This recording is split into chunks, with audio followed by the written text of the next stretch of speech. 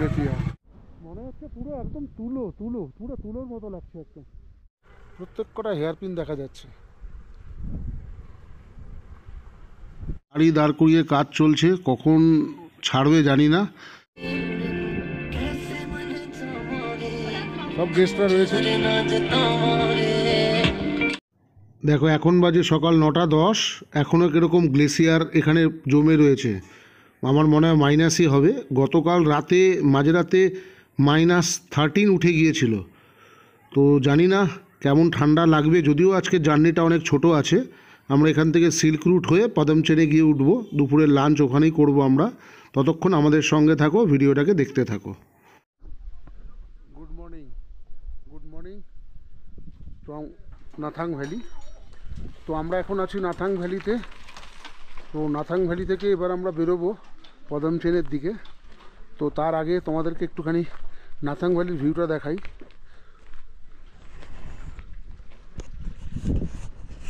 দেখো, আমার তো মনে হয় আমরা নাথাং ভ্যালিতে নেই, পুরো লাদাখে আছি। এই দূরে পুরো একদম পাহাড়ে ঢাকা।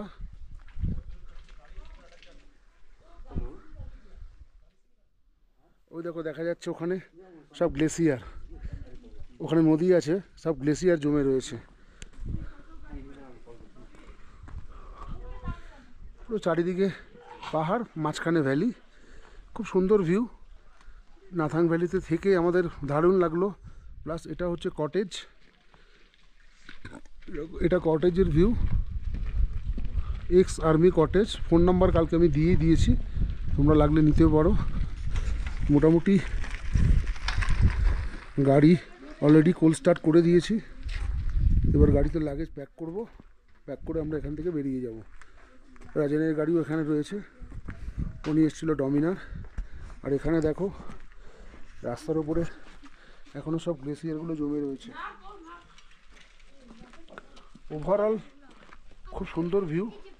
কালকে রাতে যখন আমরা এখানে এসে পৌঁছেছি তখন -5 ছিল, ওই সন্ধেবেলা 5টা-6টার সময় -5।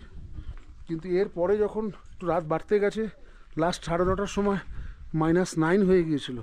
রাতে 11-12 হয়ে গেছিলো। তোমার এলিঙ্কি লাগে একটু।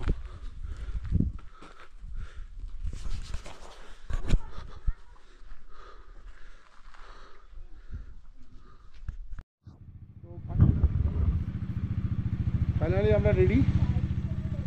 খুব ঠান্ডা, তার কারণে রেল লাইনারটা পরে নিলাম। গাড়ি পুরো প্যাকড, প্রচণ্ড লোড হয়ে গেছে। ম্যাডামও রেডি। এখানে গ্লেসিয়ার দেখো,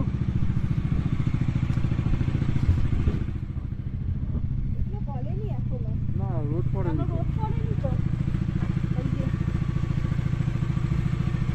গ্লেসিয়ার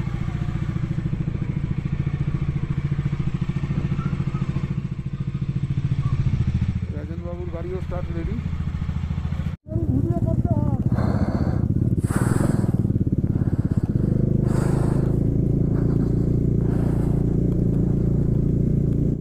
তো হোমস্টে থেকে বেরিয়েই ভালো ব্ল্যাক আইস পেয়েছি। এখানে আবার সেরকম ব্ল্যাক আইস নেই, রাস্তা পরিষ্কারই আছে। তবে অনেক নিচ থেকে কিন্তু ওপর দিকে ওঠা হচ্ছে, তো আবার নিচে নামতে হবে, আবার উপরে উঠতে হবে। হোয়াট এ ভিউ, কি দারুণ নাজারা।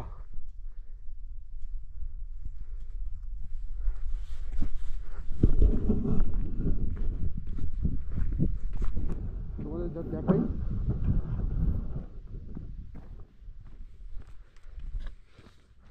দেখো ভ্যালি দেখো, ওহ কি দারুণ।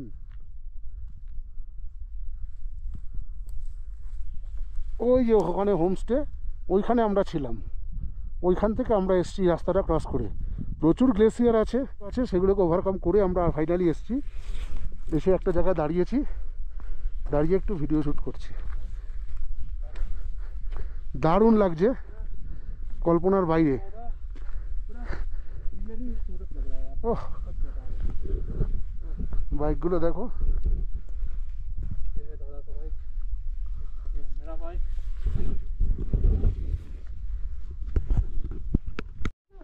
হ্যাঁ, এই যে আমরা এখন এদিক দিয়ে নামবো, এদিক দিয়ে নেবে আমরা এদিক দিয়ে রাস্তাটা ঘুরে ঘুরে যাচ্ছে, ওইভাবে গিয়ে মেন রোডে উঠবো।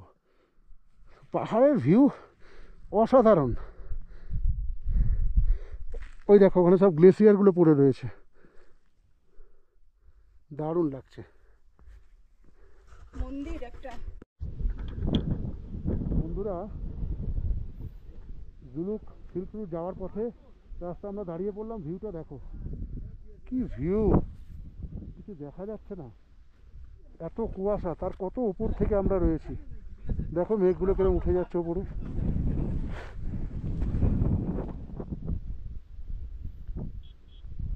অসাধারণ ভিউ, এদিকটা দেখো। ও কি দেখাচ্ছে, মনে হচ্ছে পুরো একদম পুরো তুলোর মতো লাগছে একদম।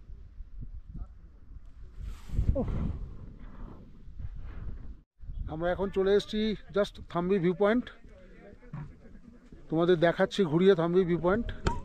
এই তুলোর মতো মেঘগুলোকে দেখে বোঝো আমরা কত উপরে আছি।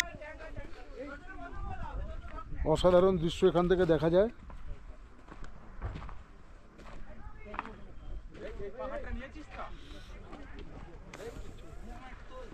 এখান থেকে জিগজ্যাগ রোডটা পুরো একদম ভিউ করা যায়, যার জন্য এটাকে থাম্বি ভিউ পয়েন্ট বলে। আর একটু আগে এগিয়ে দিকে দেখাবো। এই মেঘের মধ্যে কতটা দেখাতে পারবো জানি না, তবে সত্যি বলছি বন্ধুরা, নিজের বাইকে করে এসে এরকম ভিউ তোমাদের দেখাতে পারবো ভাবতে পারিনি। মন ভরে যাচ্ছে একদম, জীবনের অনেক বড় চাওয়া কিন্তু পূরণ হলো। যদিও এখনো কুয়াশা আছে, তবু আমার মনে হয় দেখা যাবে।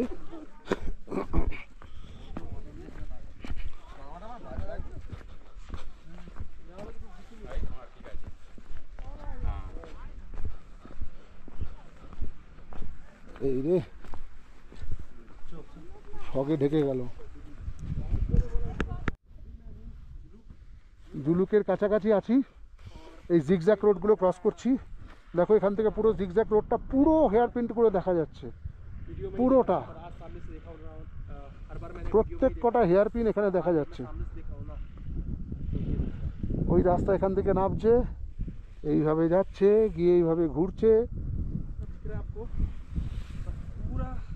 দারুণ দারুণ।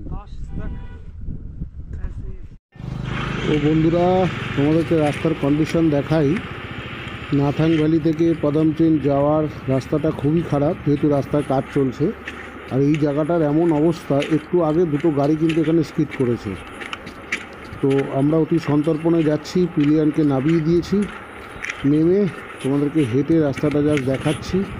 রাস্তাটা দেখে কিন্তু খুব সহজ মনে হবে, কিন্তু সহজ নয়। এইরকম রাস্তার কন্ডিশন, তারপর খাড়া নামছে নিচে।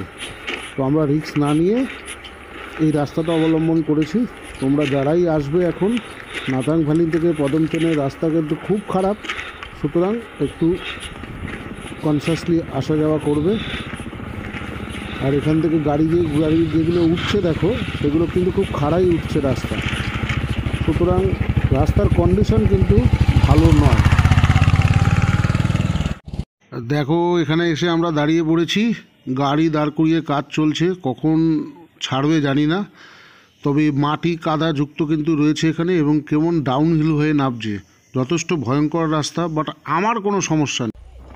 তো অনেকেই আমাকে বলে আপনি ওয়াইফকে নিয়ে কী করে এরকম জার্নি করেন, বাট আমার খুব ভালো লাগে, আমি ভয় পাই না। আমি মনে করি যেখানে যখন যা হওয়ার আছে সেটা হবে, সেখানে আমার কিছু কাজ নেই। তবে হ্যাঁ, আমাকে একটু বুঝে কনসাসলি গাড়ি চালাতে হবে, যাতে রাস্তায় কোনো আপদ বিপদ না হয়, বাকিটা আমার কোনো হাতে নেই। তবে দেখো এখানকার মেয়েরা কত স্ট্রং, দেখো এক একটা মহিলা কীরকম ধরে ধরে সিমেন্টের বস্তা নামিয়ে দিচ্ছে।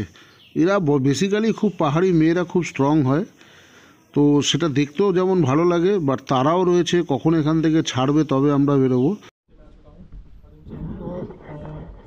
আমরা এখন পদমচেনে উঠেছি। পদমচেনের যে হোমস্টে, তার রুমটা একবার দেখিয়ে দিই। এত সুন্দর ভিউ এখানে, ভিউটা একবার দেখাও। তুমি মুখে বলো। দারুণ ভিউ।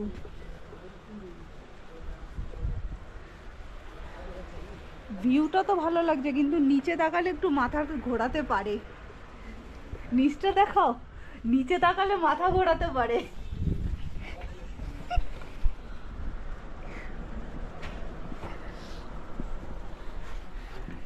এটা একটা বেড দিয়েছে, সিঙ্গেল বেড। এখানে দুটো টেবিল আছে, একটা টেবিল, মিরর, এখানে একটা টেবিল আছে। আর লাগেজ রাখার জন্য তো হিউজ জায়গা, যার যতই লাগেজ হোক হিউজ জায়গা। আর টয়লেটটা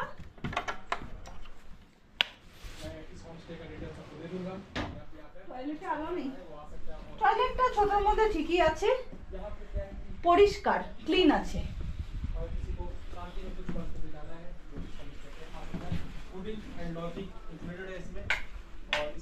প্রাইসটা বলতে হবে। प्राइस कितना है इसका? लिख ना।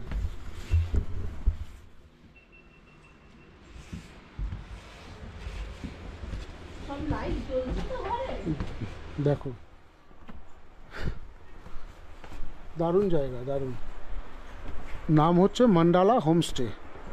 এটা হচ্ছে গ্যাংটক থেকে নাথাং ভ্যালি আমরা এসেছিলাম, নাথাং ভ্যালি থেকে জুলুক সিল্ক রুট হয়ে পদমচেনে এসে স্টে করলাম। এই কারণেই কালকে আমাদের এখান থেকে যাওয়ার আছে মাঙ্গান, তো রাস্তাটা একটু কমে যাবে। এবার এখান থেকে রাস্তাটা এইভাবে ডাউন হয়ে নামছে, নেমে রংপো হয়ে সিংথাম হয়ে মাঙ্গান যাবে। তো রুমের ভিউ এবং আশেপাশের ভিউ অসাধারণ অসাধারণ অসাধারণ, কল্পনার বাইরে।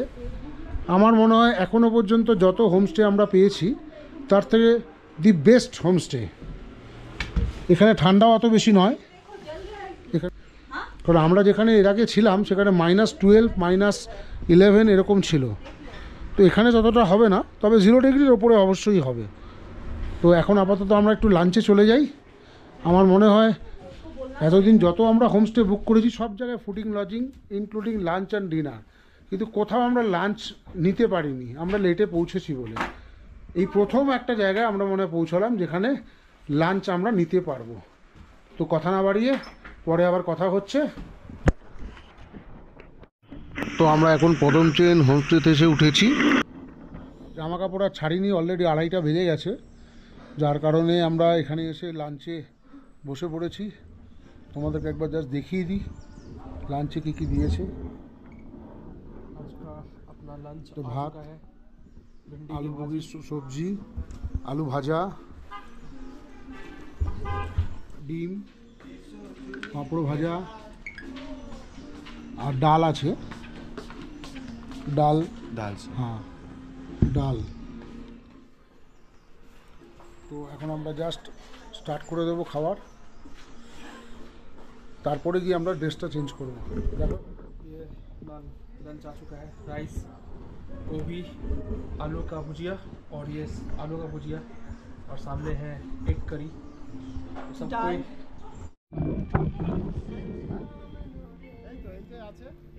বন্ধুরা এখন আমরা চলে এসেছি এখানে, ক্যাম্প ফায়ার করছি, তোমাদেরকে দেখাচ্ছি কি কি অ্যারেঞ্জমেন্ট আছে।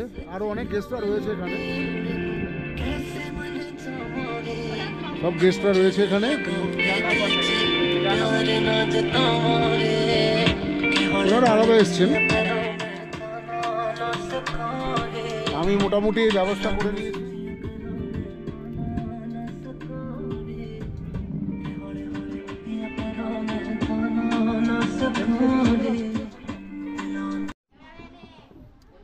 আমরা ডিনারে চলে এসেছি, এখন ডিনার টাইম। পাহাড়িতে 8:30 ম্যাক্সিমাম 9টা, তার মধ্যে ডিনার হয়ে যায়, কারণ ওদের সকালে অনেক উঠতে হয়। তো আমরা যা ডিনারে বসেছি, এখানে নিয়েছে রুটি, চিকেন, বাঁধাকপি, আলু ভাজি, বাঁধাকপি ভাজি। তিনিও নিয়েছে চিকেন, রুটি, ভাজি, এখানে আছে পেঁয়াজ, স্যালাড। আর আমি বাঙালি আনা ভাত, ভাজি, চিকেন, ডাল আর সবজি আসছে। তো আমরা এখন খেয়ে নিই। তোরা সবজি দে না, সবজি या भाजी